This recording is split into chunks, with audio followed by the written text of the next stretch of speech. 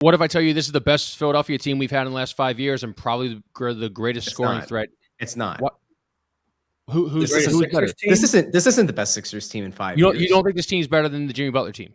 No, the Jimmy Butler team was a better team, without a doubt. With Greg Monroe off the bench. You mean the one that had an actual killer instinct, who was in fantastic shape, who you weren't worried was going to like rupture his Achilles every time down, in Jimmy Butler?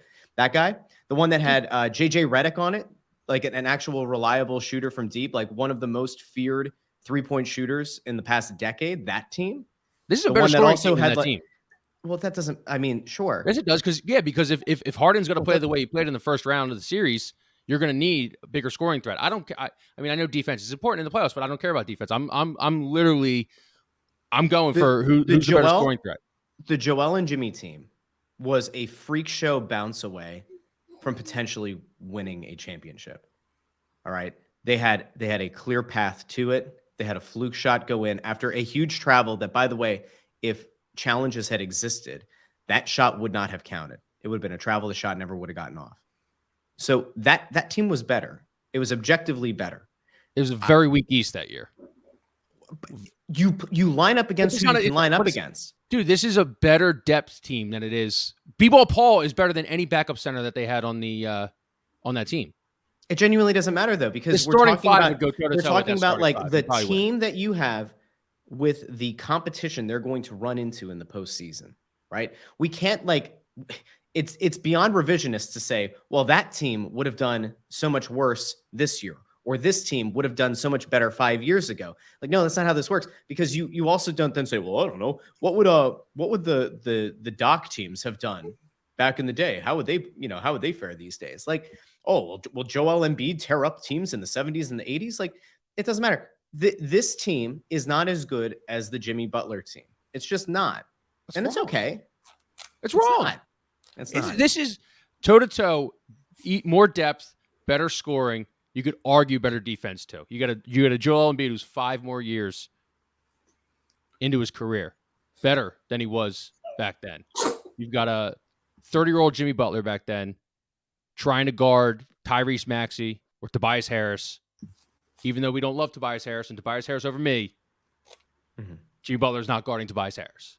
I 100% am telling you right now. Didn't that team go on like an 18-game win streak to end the season, and they still had less wins than this team? Doesn't matter. Okay.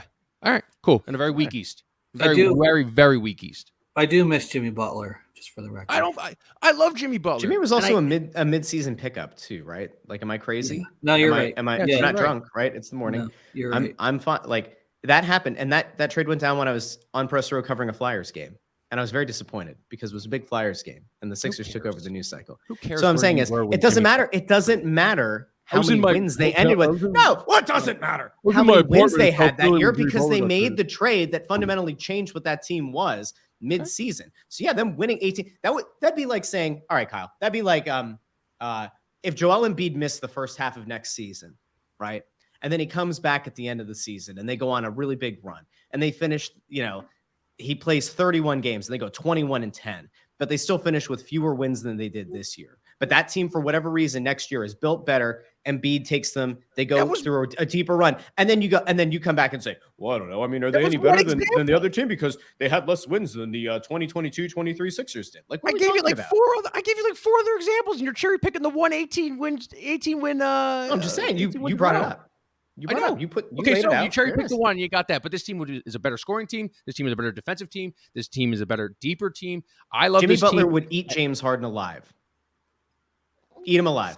30-year-old James, like right now, or Jimmy Butler right now would eat James Harden alive. Well, James Harden's not covering Jimmy Butler. I'm just saying, Jimmy Butler. Awesome. Great. Well, if you're lining up these two teams across from each other, you're saying which team is better. Jimmy Butler from 5 years ago, murders in the middle of the street. James Harden right now. So if you want to line the teams up and say which one's better, like you can go toe to toe. Tobias is Tobias. Tobias offsets Tobias. Whatever. Joel offsets Joel. You can make the argument that this Joel is better because he's more experienced. Joel is better than that Joel. Stop it. The difference, though, is fewer miles on the legs. And I'm pretty sure if we pull up video of Joel 5 years ago versus now, he's a little bit more fleet of foot.